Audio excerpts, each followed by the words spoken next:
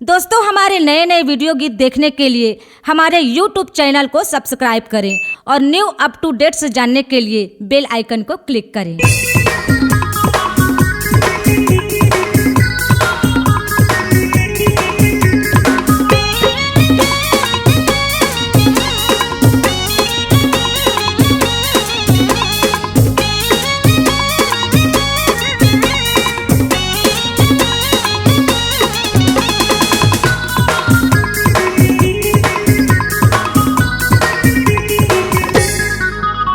हे खुला खुला बाल लहटा ए गोरियो तो चेहरा देखा।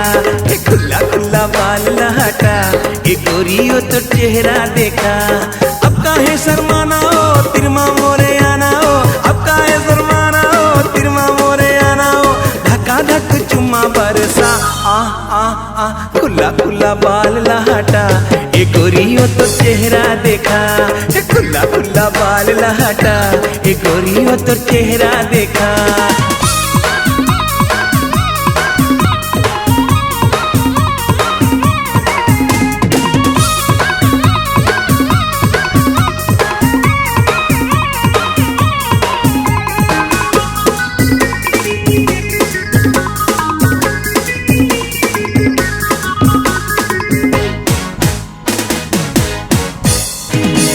दिल से गोरी मोरे दिल ला मिला ले। 4 दिन की जिंदगानी आमजा उड़ा ले। दिल से गोरी मोरे दिल ला मिला ले।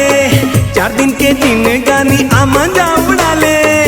आजा मुस्का के मन मोरे गुदगुदा दे। तोर होठले गोरी मोरे होठ ला छुआ दे। लव लेटर के जमाना हो गे है पुराना हो। लव लेटर के जमाना हो गे है पुराना हो। जवानी माँ जवानी मिला आ आ आ। खुला खुला बाल लहटा ए गोरियो तो चेहरा देखा। हे खुला खुला बाल लहटा ए गोरियो तो चेहरा देखा।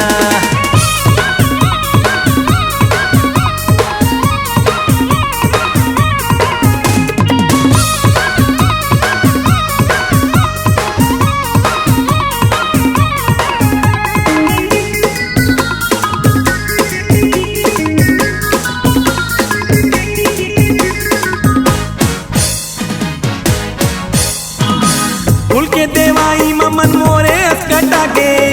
दीवाना बनके तोरे रूप मोहा गे। फूल के देवाई ममन मोरे अस्कटा गे। दीवाना बनके तोरे रूप मोहा गे। गोरा बदन देख के लार चुचुआ गे। भरे जवानी मत कदर मचा दे। गाड़ी में घुमा हुओ हारन ला दबा हुओ। गाड़ी में घुमा हुओ हारन ला दबा हुओ। गाड़ी में मोरा के बैठ जा आ आ आ। खुला खुला बाल लहटा ए गोरियो तो चेहरा देखा। ये खुला खुला बाल लहटा ए गोरियो तो चेहरा देखा। अब काहे शर्माना हो तिरमा मोरे आना हो। अब काहे शर्माना हो तिरमा मोरे आना हो। धक्का धक चुमा बरसा आ आ आ। खुला खुला बाल लहटा ए गोरियो तो चेहरा देखा।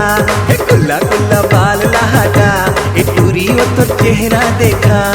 खुला खुला बाल लहटा ए गोरियो तो चेहरा देखा।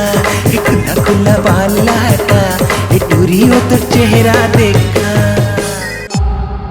C-Log Digital Recording Studio, Cordoba. Contact number 9907119215.